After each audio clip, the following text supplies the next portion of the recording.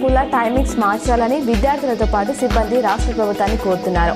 ఉదయం 8 నుంచి రాత్రి 9 గంటల వరకు ఉన్న టైం టేబుల్ శాస్త్రీయంగా లేదని, తమపై తీవ్ర ఒత్తిడి పెంచేలా ఉందని ఆవేదన వ్యక్తం చేస్తున్నారు. గతంలో ఉదయం 9:30 గురుకులాలు ప్రారంభమయ్యేవని గుర్తు చేస్తున్నారు. బాల్కొండ మండల కేంద్రంలోని సయ్యద్ షా ముల్తానీ బాద్షా ఖాద్రీ దర్గా ముందర గల శ్మశానంలోని సమాధులను ధ్వంసం చేశారని మార్కజ్ కమిటీ అధ్యక్షుడు డాక్టర్ షాహిద్ కార్యదర్శి సయ్యద్ షాషుద్దీన్ ఆందోళన వ్యక్తం చేశారు. బాల్కొండ మండల కేంద్రంలోని బైన్సా గల్లీలో సీసీ రోడ్డుపై నుండి చెత్తను తొలగించకపోవడంతో ఇబ్బందులు ఎదుర్కొంటున్నామని కాలనీ వాసులు వాపోతున్నారు. డ్రైనేజ్లో నుండి తీయించిన చెత్తను గ్రామ పంచాయతీ సిబ్బంది అక్కడి నుండి తరలించడం లేదని అన్నారు.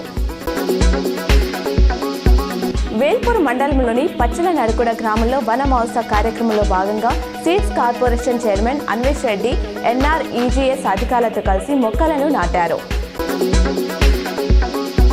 బంగారం వెండి ధరలు క్రమంగా పెరుగుతున్నాయి. కేవలం 5 రోజుల్లోనే కేజీ వెండిపై రూపాయలు 5,000, 24 క్యారెట్ల 10 గ్రాముల బంగారంపై రూపాయలు 1,700 పెరిగింది. హైదరాబాద్లో ఇవాళ కూడా 24 క్యారెట్ల 10 గ్రాముల పసిడిపై 170 పెరిగి 99,880కు చేరింది.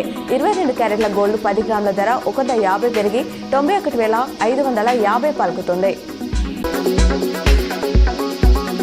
నిజామాబాద్ నగర శివార్లో ఉన్న Nagaram beedi workers colony water tank వద్ద ఆదివారం సాయంత్రం చిరుతపులి కనిపించిన సంగతి తెలిసిందే. స్థానికులు తమ సెల్ ఫోన్లలో చిరుత కదలికను చిత్రీకరించారు.